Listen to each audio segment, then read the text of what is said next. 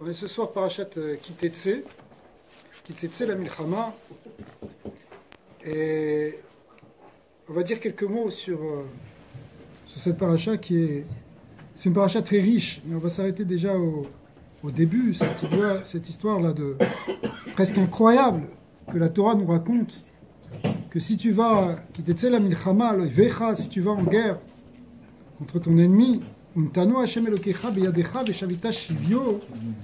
Dieu va te le donner dans ta main, cet ennemi, et tu auras une capture, des prisonniers, et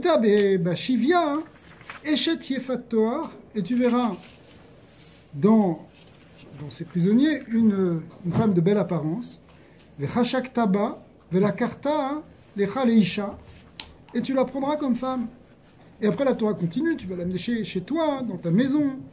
Elle va se raser la tête, elle fera ses ongles, elle laissera pousser ses ongles, et elle enlèvera ses vêtements de prisonnier, qui étaient en fait des vêtements de séduction, puisque c'était en fait une forme de prostitution qui était là chez l'ennemi. Et tu vas la laisser pleurer pendant 30 jours. Et puis après, tu verras si tu vas la marier ou pas. La Torah nous dit que ici, ce texte parle par rapport au Yetzer Hara. Comment on peut expliquer autrement que quelqu'un qui normalement est un tzaddik, puisque c'est que les tzaddikim qui partent en guerre, si quelqu'un, il n'était pas, par exemple, il parlait entre la pose des téphilines, du bras et ceux de la tête, il n'allait pas en guerre, et malgré tout, on lui permet maintenant d'aller avec une femme pendant la guerre. A priori, c'est qu'il y a un grand Yetzer Hara, mais en même temps, ok, tu vas la ramener chez toi, et tu vas prendre du temps, tu vas prendre du recul, et tu vas voir si tu vas vraiment la prendre pour femme ou pas. Mais comment tu appliques ça? Alors c'est ce qu'on va voir justement ce soir. C'est la Neshama qui descend et qui est attaquée par le Yetzer Hara. On va voir. Voilà. On va voir plusieurs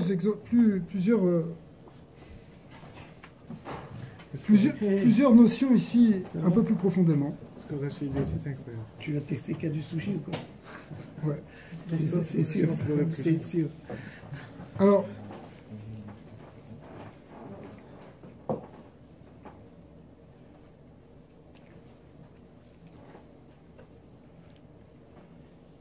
le Komarna, qui était un des disciples un des disciples du Baal Shem Tov, des plus grands maîtres de la Kabbalah et de la Chassidut, il dit la chose suivante.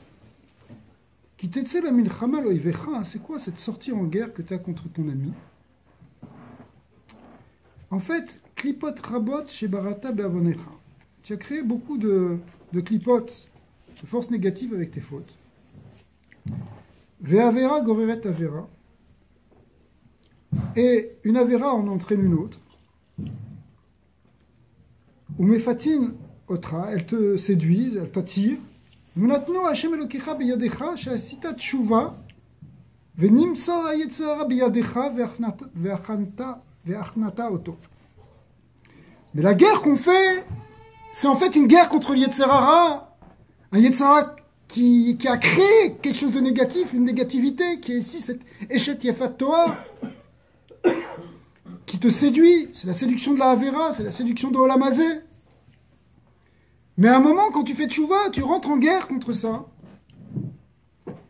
Et Veshavita Shivyo, tu vas en faire un prisonnier. Bevadai tashiv etma sheshav mimcha jvi be'averot. C'est-à-dire que tu vas récupérer ce qui a été fait prisonnier par les Averot. Ve'averot na'asin sruyot.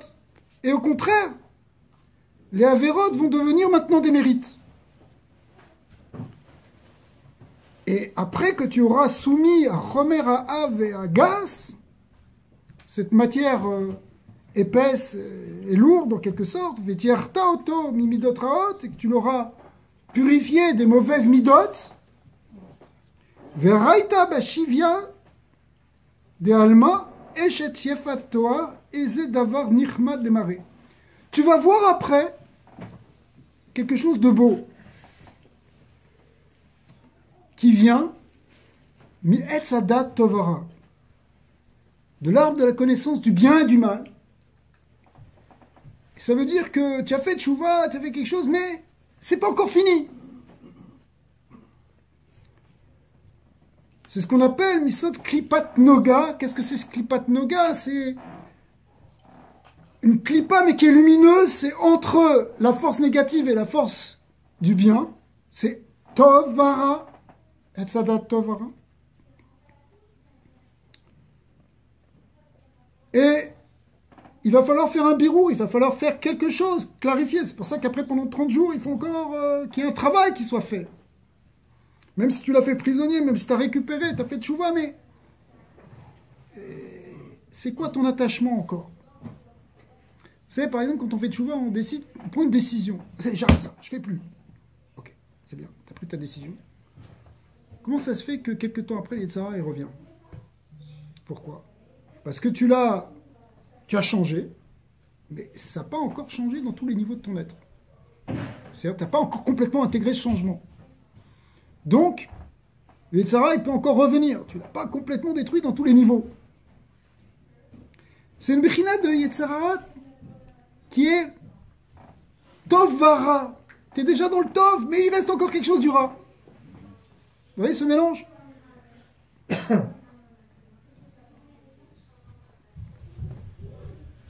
Mais c'est pas nous qui allons lui donner le sens Tov ou Ra. Non. Comment on va l'utiliser? C'est ça. Mais ça veut dire que tu as encore un Yetzara qui peut l'utiliser négativement. Le tzaddik qui a fait complètement ce birour, après on verra sur les tzaddikim aussi, lui, il n'est plus Bechinat Tov Vara, il n'est rien que Bechinat Tov. À ce moment-là, ça devient la Isha, symboliquement, la Isha qui est Isha Yirat Hashem, Ititalal. C'est pas la Yefat Toar qui est encore problématique.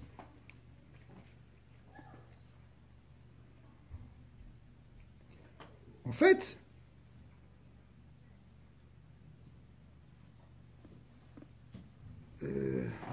il rentre dans plusieurs niveaux ici, le Komarna, mais je ne veux pas rentrer dans trop de niveaux de Kabbalah.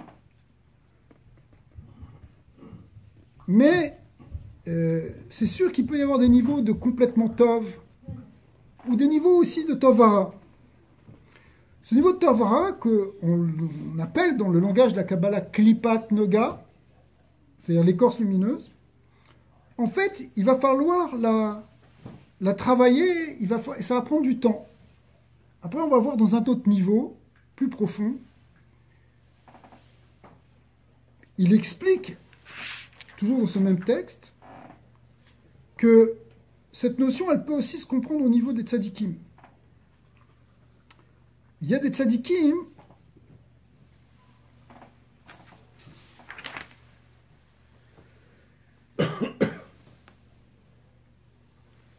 qui eux aussi font ces birourim en quelque sorte sur les béné Israël. Eux aussi font ce travail de séparer le tov du ra et de faire cette distinction, ce qu'on appelle le birour, le tri. À chaque fois qu'on va les voir, qu'on leur demande de nous aider, eux, ils font un travail, ils font des tfilotes, ils font des tikkunim pour faire ce birour.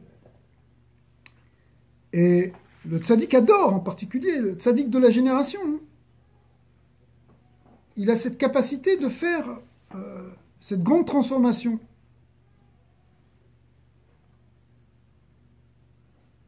Il ramène comme ça que le tzaddik en réalité, qu'est-ce qu'il fait? Il enlève le mal qui est dans la personne et il fait un birour du mal qui est dans la personne et il redonne du bien à la place.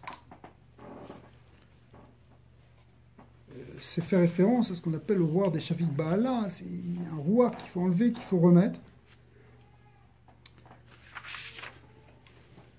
Quand quelqu'un il est vraiment rachat et qu'il veut pas et qu'il s'oppose et qu'il fait que des avérotes, le tzaddik il veut rien prendre de lui parce qu'il n'y a pas cette possibilité de faire ce birour. Mais s'il prend quelque chose de lui, ça va être que du mal qu'il va récupérer. Par exemple, il cite qu'il y avait des tzadikim, quand il y avait des grands rachaim qui voulaient leur donner de l'argent, ils ne le prenaient pas, ils le jetaient même. Il a vu, ils le jetaient carrément dans les toilettes.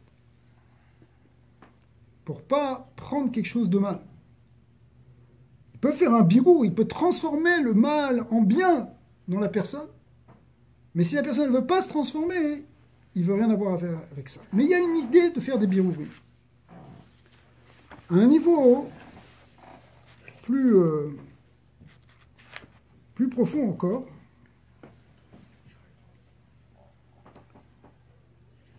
l'idée de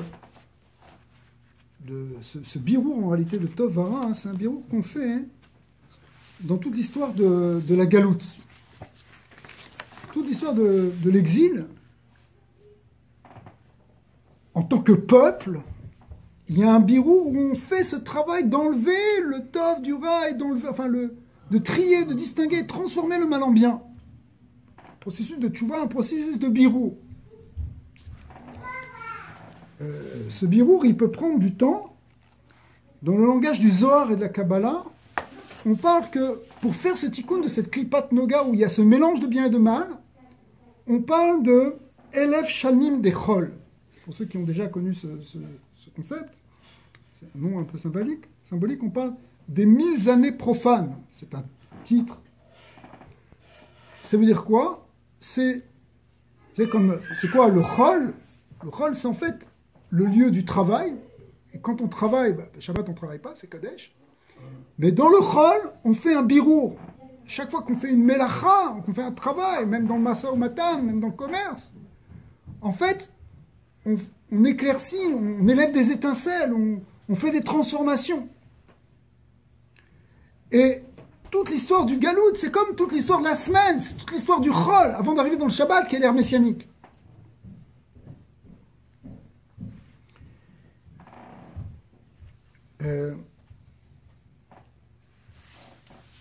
Normalement, pour arriver au Shabbat, et pour arriver, en fait, le Shabbat, c'est quoi? C'est le 7e millénaire. Symboliquement, ça correspond dans les sphirotes à ce qu'on appelle la 7e sphira, qui est la Malchut. La Malchut, c'est quoi? C'est que la Shrina peut résider dans ce monde, que la présence divine revient, que la Malchut d'Israël est rétablie, qu'il y a un roi en Israël, que le monde, déjà le monde d'Israël, mais ensuite même le monde des nations, est inspiré par la lumière divine. C'est ça la Malchut. C'est pour ça que la Torah, c'est pas simplement étudier la Torah et faire les mitzvot, c'est arriver à ce qu'il y ait un Beth Amikdash, mais qu'il y ait un Beth Amikdash avec un peuple entier qui soit porteur de cette Shrina. C'est ça qu'on appelle la Malchut. Et en fait, c'est ce qu'on va avoir avec Melech HaMashiach. Et il y a eu un prototype de ça à l'époque de David Ameller. David Ameller, qui est déjà le premier roi, qui est un roi inspiré par la Torah, c'est le roi Chassid, Ameller Chassid, qui porte en lui la Torah. Vous savez qu'on a lu la semaine dernière dans Parashat Shoftim que Som Tassim Meller, que quand tu vas te faire un roi, la première halakha qu'il a le roi à faire, c'est d'écrire 2 Sefer Torah, Mishneh Torah, 2 Sefer, un qui va mettre dans son Aaron Kodesh, dans son palais, et un autre qui va porter tout le temps avec lui. Parce que le roi d'Israël, il ne peut pas être séparé de la lumière de la Torah. Toute la finalité de tout ce qu'on fait dans la Torah, c'est pour arriver à cette idée de ribour entre la Malchut et Tiferet, c'est-à-dire entre le roi et la Torah, ce qui représente l'union entre le Olam Hazé, le monde temporel. Le roi, normalement, il s'occupe du monde temporel, du monde actif, du monde physique, du monde des hommes, l'économie, la politique, la structure d'un État. C'est ça un roi. Mais ça doit être Bechibour avec la Torah, avec le spirituel. C'est pour ça que David Ameller, qui est le premier roi, en fait, il y a eu Shaoul avant, on va en parler après. Lui, il est toujours avec un Sefer Torah, et il est même mégalé, Maserta. Il enseigne la Torah, Ve'alachak et David. D'accord? Mais pour arriver à ça, Il faut qu'il y ait un birour préalablement fait, et c'est pour ça qu'avant d'arriver à Mashiach, il faut tout le birour, tout le tri et tout le travail qu'on va faire pendant les 2000 ans de Galoute, qu'on appelle ici 1000 années de Chol. Quand je dis 2000 ans de Galoute, c'est l'Avdavka, manière de parler. Parce que le Icar, c'est dans Galoute et Dom, mais en réalité, c'est quelque chose qui a commencé depuis, non seulement l'Égypte, mais même, ça remonte depuis les promesses qui ont été faites à Avram Avinu. Guerrier, Zaracha, ta descendance sera étrangère. C'est l'annonce du Galoute, qui est un birour pour arriver à enlever le mal qui est mélangé au bien depuis Adam Arishon, depuis le Etz Hadat Tovara, pour que enfin le monde, c'est-à-dire les hommes, soient prêts à faire cette connexion entre le matériel et le spirituel, entre le temporel et l'éternel.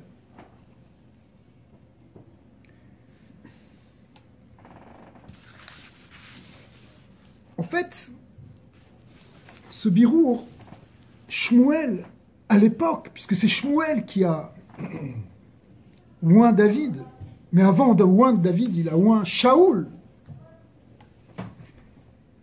Il n'était pas pour. Le peuple a demandé, il y a eu une pression, et Akadosh Baruch Hu lui dit va, prends Shaoul, et oint-le. Il n'était pas pour avoir un roi. Il n'était pas. Ils ont demandé.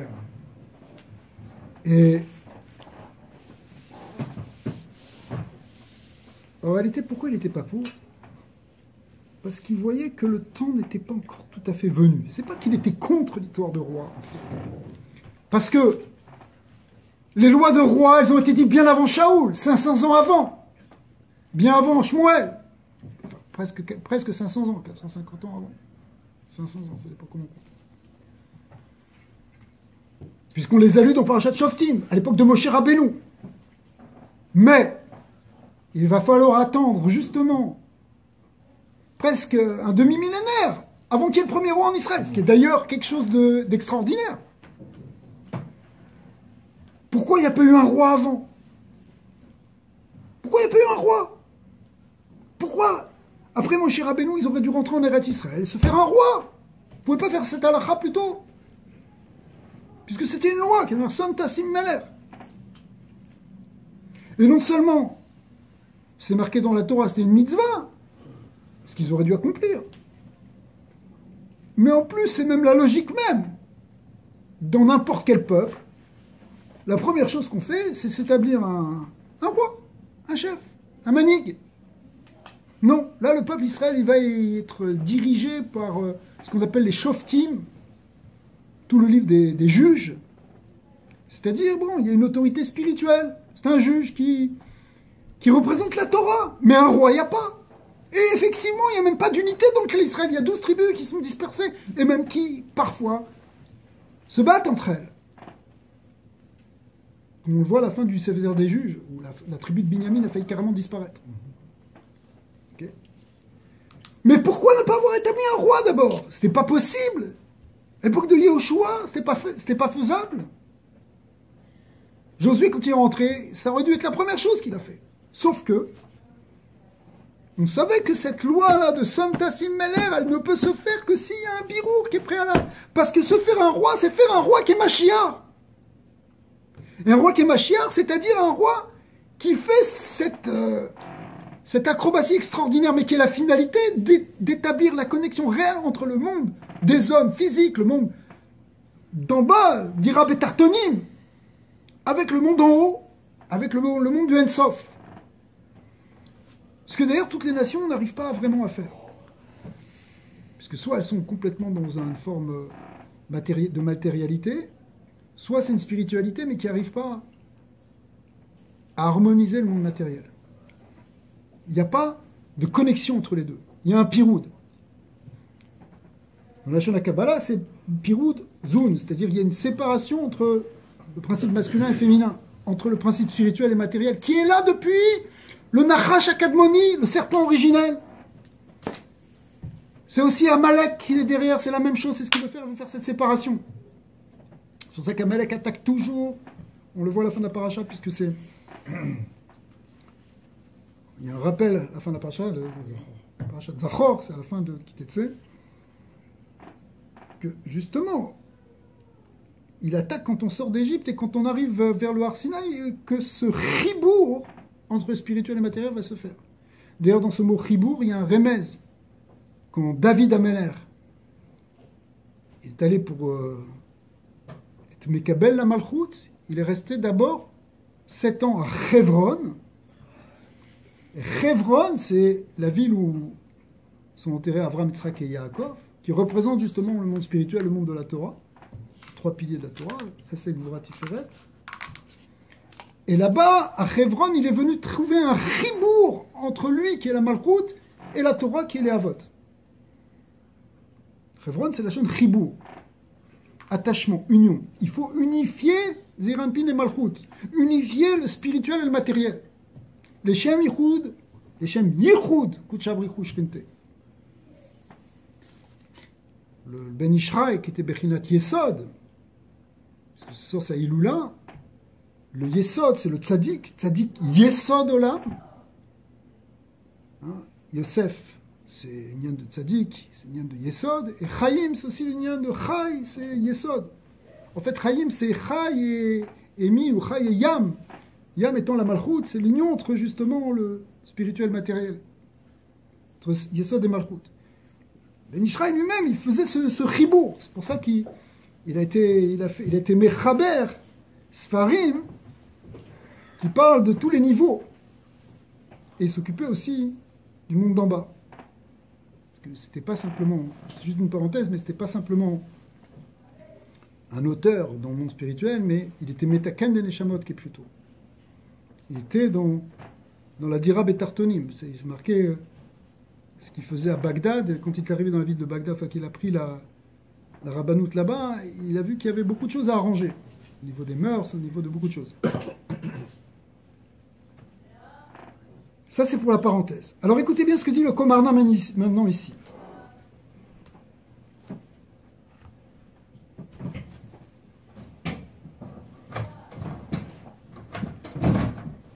Écoutez bien. Ve'ilu zachinu shelo hainu shoalin meler shelo bizmano.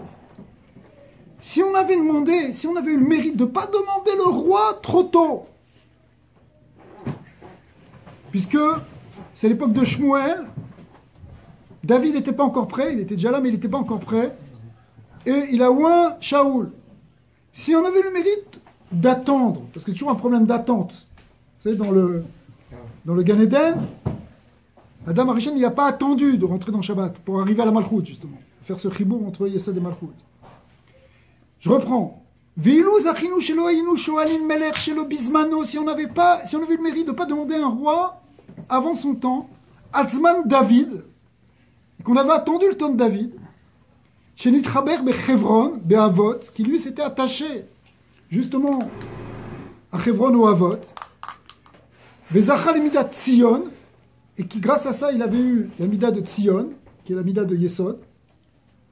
Aya David, Mashiach Elokei Yaakov, Ve Yehonatan im Shaul Mishnayu. Ils ont été ses seconds. Velo ya od galut ve shibud ve tsa'a. C'est un grand chidouche. Si on n'avait pas oint Shaul, mais qu'on avait attendu un petit peu, et qu'on avait attendu Mashiach, qui était David Ameler, il aurait été Mashiach, il n'y aurait plus de galut après ça. Ki aya David metaken bechinot Yerushalayim me elef yomin de galut. En fait, David, qui est bechinat justement Yerushalayim, c'est-à-dire la Malchut, elle doit faire ce tikkun du Tov Vara. C'est elle qui est tombée dans le Tov Vara. C'est le côté matériel qui a un problème. C'est dans le monde physique, c'est là qu'il y a des guerres, c'est là qu'il y a des problèmes, c'est là qu'il y a des ta'avot, c'est là qu'il y a des conflits, des jalousies, des tueries. C'est dans le monde physique. C'est là-bas, au niveau de la Malchut. La Malchut, c'est le monde d'en bas. C'est là-bas. Et cette Malchut s'appelle Yerushalayim, qui est justement Yira Shalem. C'est-à-dire la Yira qui est la Yeshet, pas la Yeshet Yifat Torah, mais Isha Yirat Hashem Ititalal. C'est la Malchut. Isha, c'est la Malchut. La Malchut, ça veut dire, pour le ramener dans des termes plus plus présent, c'est ce qui dirige le clan d'Israël, par exemple. Aujourd'hui, on voit cette malchoute, l'État d'Israël, c'est encore aussi Tovara. Mais on est presque. Déjà, elle est en train de se rétablir. Ça, c'est toute une autre souilla. On va en parler. Qui a David Metaken Bechinot Yerushalayim Elef Yomin de Galout. Il aurait fini de réparer toute cette galoute là, ces 1000 degrés, tous ces degrés de la Klipat Tovara, du Birour, il aurait fini. Hatchegam Yerushalayim Ta'ale le Midat Sion, Midat Abina, Rachamim Zachar, Ratzon Sovea Vechaim Veshalom. Il y aurait eu cette union entre la Malchut et Yesod qui l'aurait fait monter jusqu'au niveau de Bina. Je ne veux pas rentrer dans les détails. C'est le Zot Olam Inamidbar, c'est la Zot qui est la Malchut, elle monte, elle devient comme la Bina. Et là,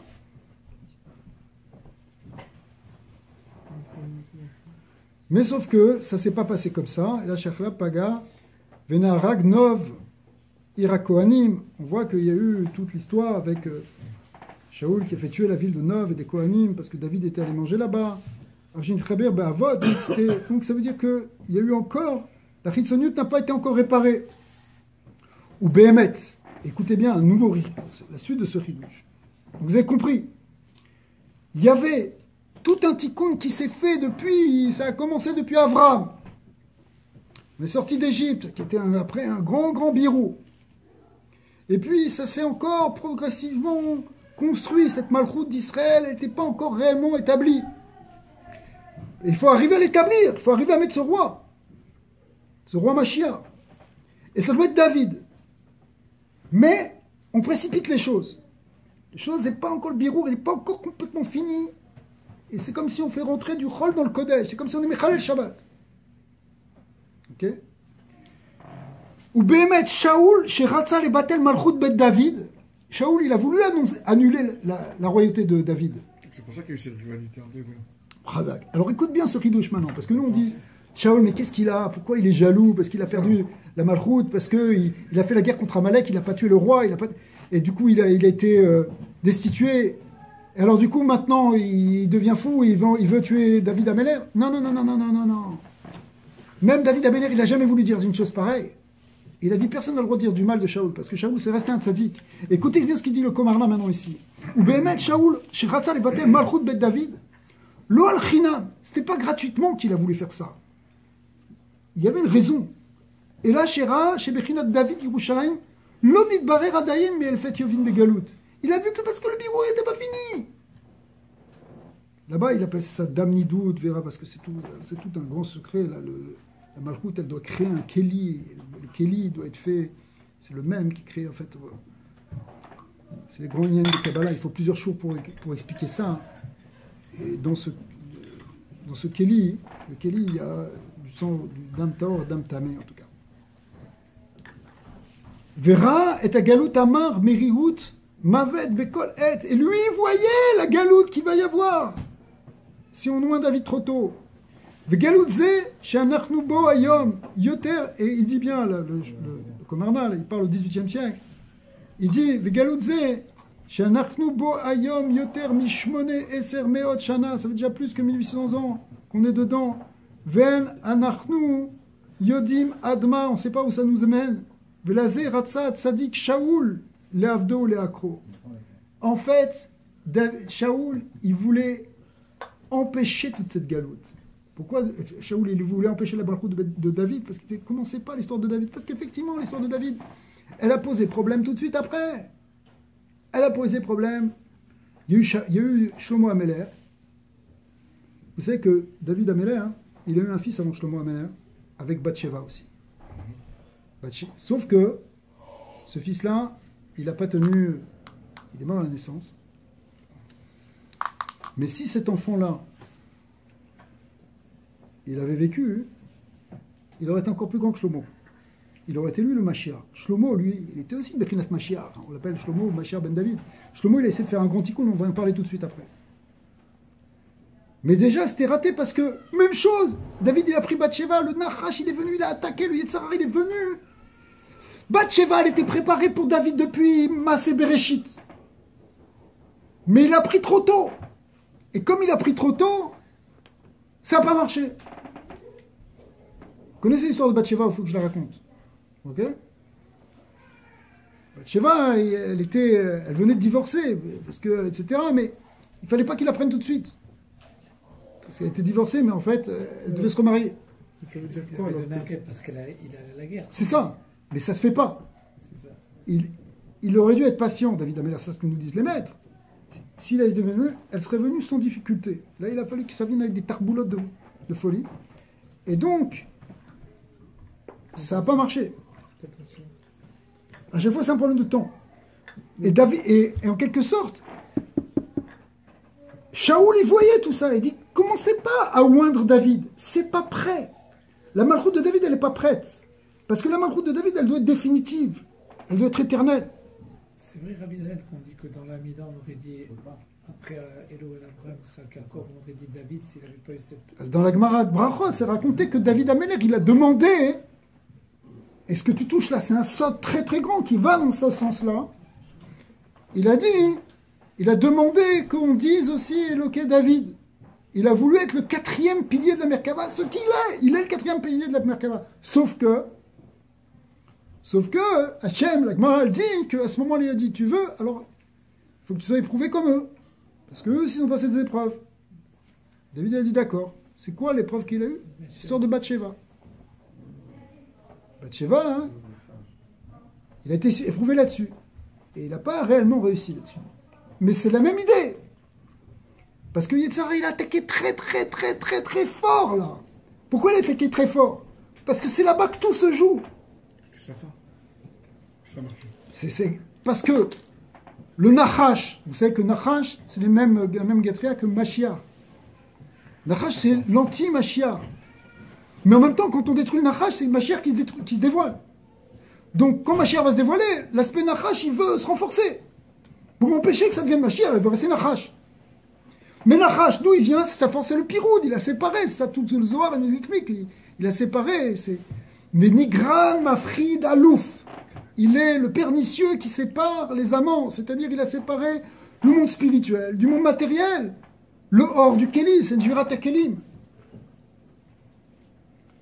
Il a séparé Adam et Chava. Pourquoi Shaoul il a accepté les droits? S'il savait.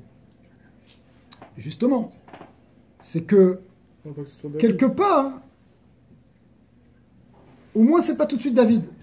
Ça peut être préparatoire, parce que Shaoul était Bechinat Sion, était Bechinat Yesod. Il y a Sion et Yerushalayim. Yerushalayim c'est la Malchut, Sion c'est le Yesod. Et c'est le Tzadik. C'est pas là d'abord. C'est le Malchut qui est Bechinat, la Malchut du Tzadik, c'est une balle.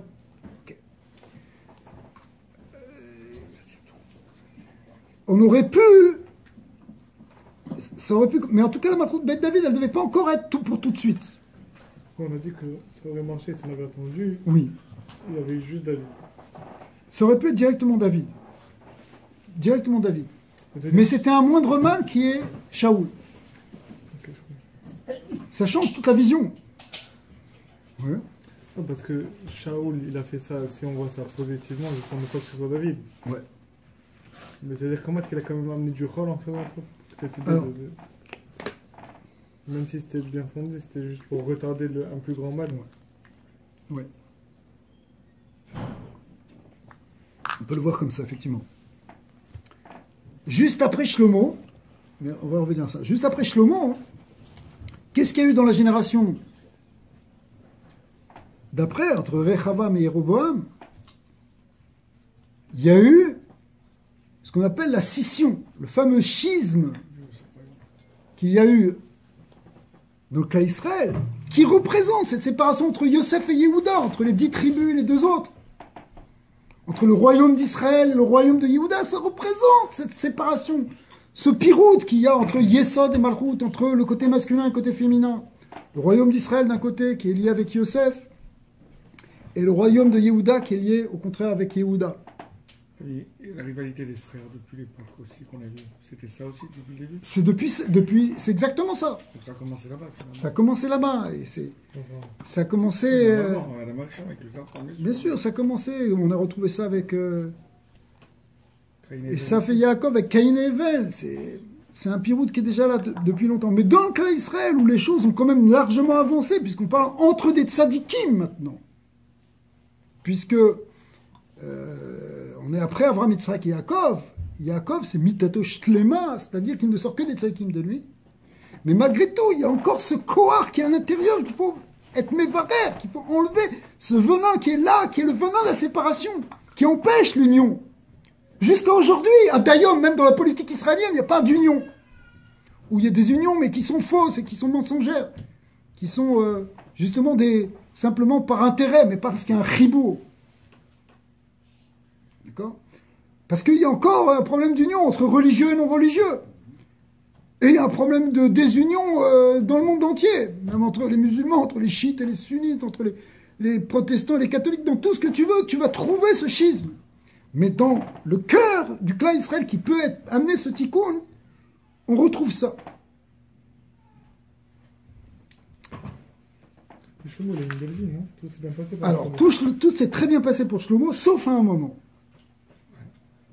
Alors, il y a l'histoire avec, pas de son nom, le chef des démons et tout ça. Voilà. Alors, injecté, alors, Agmara, c'est incroyable, il faut la lire.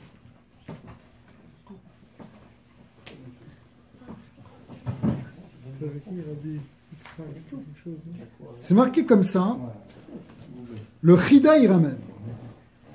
Chez Shlomo Ameler, chez Nassa et Dbat Paro. Shlomo Ameler, quelle idée il lui a pris, écoutez-moi bien, d'épouser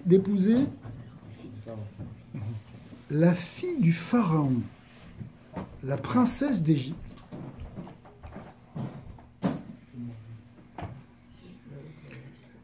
Et aussi, il n'a pas fait que ça. Vous savez combien il a épousé de femmes? 1000 femmes.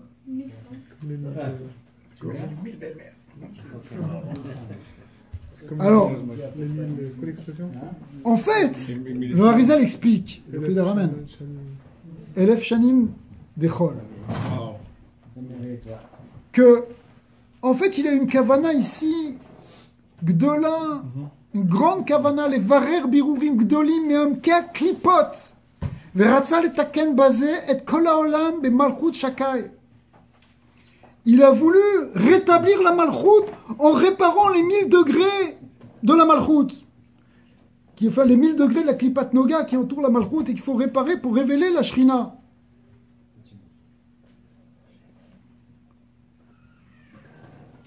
Et Cette réparation, on va aller chercher chez les femmes?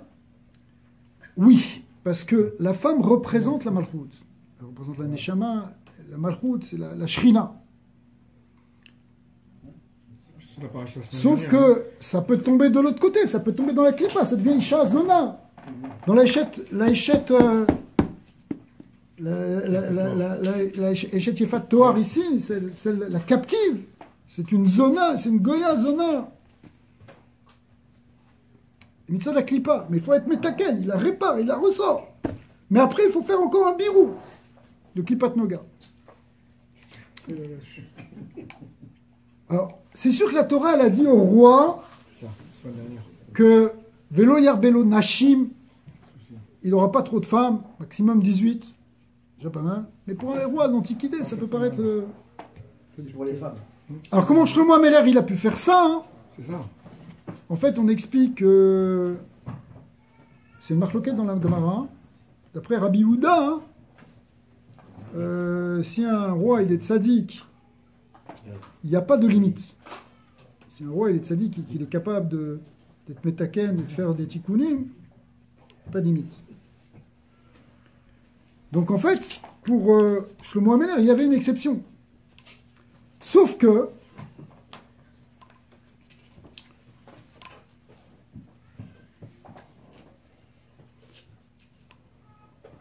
là-bas, il explique que il a fait les choses un peu trop, d'abord trop tôt, aussi, et pas assez discrètement.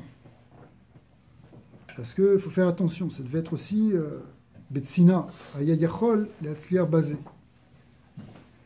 Comme c'est marqué, Ven achizatara el abimkom agiloui, besod kol hayom dava, elef shanin.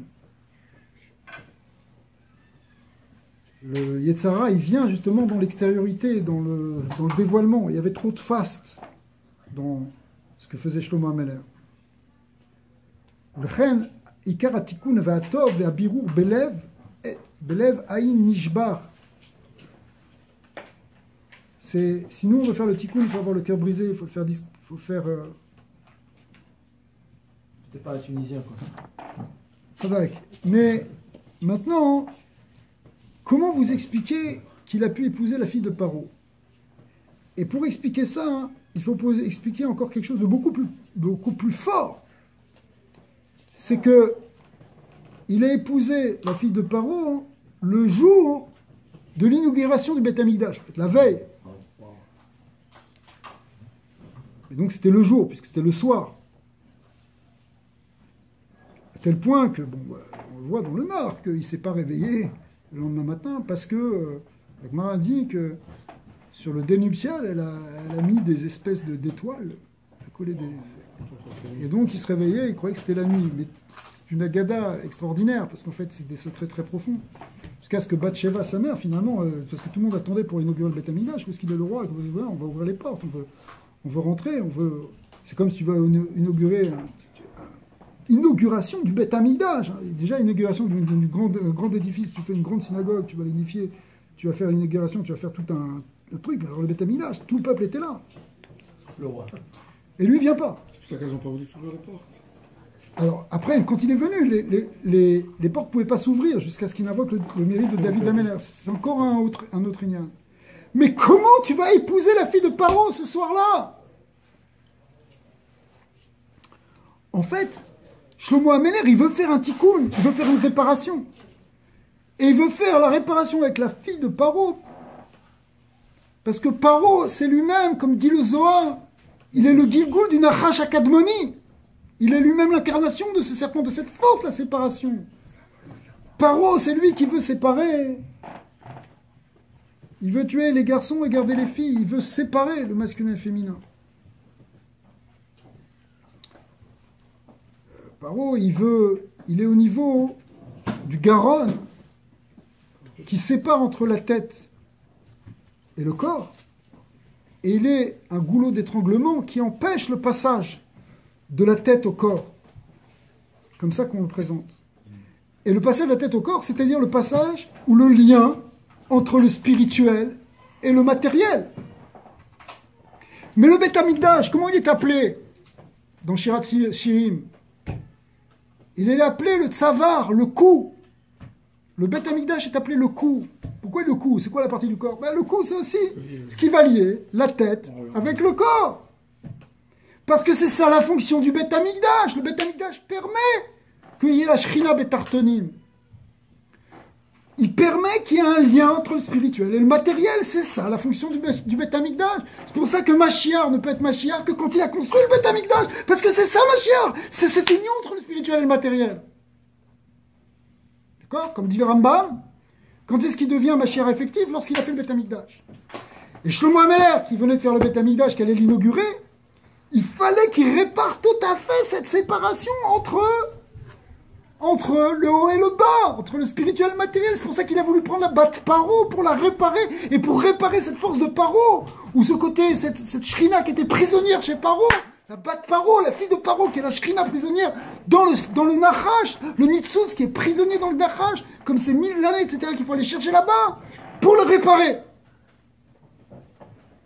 Sauf que le Nachash était très fort et très fin. Et cette batte Paro, elle n'a pas été complètement réparée. Elle a ressorti son truc. Elle l'a trompé, elle l'a amené dans la Vodazara. On nous dit, mais bien qu'il n'a pas fait la Vodazara, mais c'est comme si. C'est vrai parce que dans le coup, c'est là où il y a l'occiput, le Techriat Hametim. Donc Mashiach, le coup, Techriat Hametim, c'est relié. Chazak, parce que la Techriat Hametim, c'est redonner, c'est réinsuffler la vie dans le corps. Le corps a été séparé de l'âme. Et c'est ça le piroud entre le spirituel et le matériel, entre le corps et l'âme. Et Techriat Hametim, c'est la réunion entre le corps et l'âme. Le corps, il vit plus, il meurt parce qu'il est séparé de l'âme. C'est toujours le masculin et le féminin, le spirituel et le matériel. Et c'est ça le Beth Amikdash. C'est pour ça dans l'étape où vient Mashiach, vient la Triat HaMetim, la résurrection. En fait, la Gemara dit, le Midrash dit, que le soir où il a épousé la fille de Paro, le malach Gabriel, vous connaissez cette Gemara, il a pris un canet, c'est-à-dire il a pris un roseau, un bâton, un roseau, et il l'a planté dans la mer, et qu'à cet endroit-là a commencé à se former la ville de Rome. C'est évidemment une image, mais ça veut dire qu'il y a une relation profonde entre ce qui s'est passé avec Shlomo HaMelech et l'arrivée de la malchoute d'Esav. Rome, c'est Esav, c'est Édom, qui est la dernière galoute, qui est la galoute qui fait ce pirout, parce que Esav, c'est lui-même le Nachash, c'est la même chose. Il y a un lien profond entre Esav et Paro. La dernière galoute, elle manifeste ce qu'il y avait déjà depuis le début, qui est toujours la même chose, qui est la force de la séparation. Esav, c'est lui-même le Nachash. Effectivement, Shlomo HaMelech, il était presque arrivé. Il a épousé ces 1000 femmes pour les réparer, pour faire ce birour. C'est les tikkunim, c'était un très très très très grand sadique. Il a voulu même aller jusqu'au Shoresh, celle qui contient tout. Et l'Égypte, c'est la claloute de la galoute. Pour en finir avec toutes les galouillottes. Et pour que ce soit le Beth Amikdash éternel. Mais en fait, à ce moment-là, toute la galoute, elle allait continuer. Et était planté le canet par le malach Gabriel qui représente la force de la Gvoura. Parce que tout ça, c'est le tikkun de la Gvoura. Je ne suis pas rentré dans les détails parce que la malchoute, il faut être metaken tout le birour de la Gvoura. Parce que c'est dans la Gvoura qu'il y a la Klippa, qu'il y a une Achiza. Et ça a entraîné toutes les galouillottes qu'on a connues jusqu'à maintenant. Sauf que maintenant... C'était encore trop tôt. C'était encore trop tôt. C'était trop tôt et pas assez discret. C'est comme ça qu'on dit. Vous savez que toutes les affaires du Mashiach, tout ce qui vient pour Mashiach, ça doit prendre un chemin discret. Un chemin inattendu, que personne ne va imaginer que Mashiach est là. C'est impossible d'imaginer que Mashiach puisse descendre de l'histoire de Lot avec des filles, avec sa fille. Des choses comme ça. Possible. Yehuda avec Tamar, qui a l'air d'une zona. Toutes ces choses-là, c'est des choses où Dafka, ça a l'air d'être le monde du Nachash. Mais dans le monde du Nachash, là, il ne va pas attaquer. Mais là, tu veux montrer de la Gdusha et tu le montres à l'extérieur, attention, c'est là qu'il attaque. Le tzaddik, qui sait aussi être discret dans sa avoda. Maintenant, écoutez bien, parce que Alpi Kabbalah et Alpi Chassidut, le rabbi l'a répété plusieurs fois, la avodat abirurim, elle est terminée. C'est-à-dire quoi que la avodat abirurim, elle est terminée, c'est qu'on a réparé ces 1000 degrés. Maintenant, on peut rentrer dans le Beth Amikdash, on peut rentrer dans le Mashiach. Ça y est, on est prêt. Cependant, il y a encore des choses qui attaquent toujours à la fin, comme on voit, même quand il avait réparé ces 1000 femmes-là, il y a encore quelque chose qui attaque. Aujourd'hui, je parle d'aujourd'hui, de nos jours, on voit que Kohara Piroud, il est encore là, même s'il y a de plus en plus un désir profond dans le cas d'Israël, je dirais même dans l'humanité, d'aller chercher le Yichud. Excusez-moi de me rappeler maintenant, il a dit que c'est possible de faire le cours pour la Refoua Shelema de Alia, Ayala, Bat Alia. Non, attendez. Ayala, Bat Michal Alia. Ayala, Bat Michal. Bat Hashem, Refoua Shelema. Refoua Shelema. Bisrout à Ben Ishraï, ce soir ça Iloula. Bisrout à Komana. Alors Bat Hashem, on reprendra ça si Dieu veut. La semaine prochaine, on va essayer d'expliquer plus les secrets de la Géoula par rapport à ce qu'on vit maintenant, dans l'actualité. Et on utilisera un peu ce qu'on a fait ici pour rebondir sur des choses qui sont dans notre dor à nous. Et bien, Hachem, on est invité la semaine prochaine pour un grand shiur. Et... 5500 fériés. Mais si Dieu veut, on sera déjà dans la Géoula.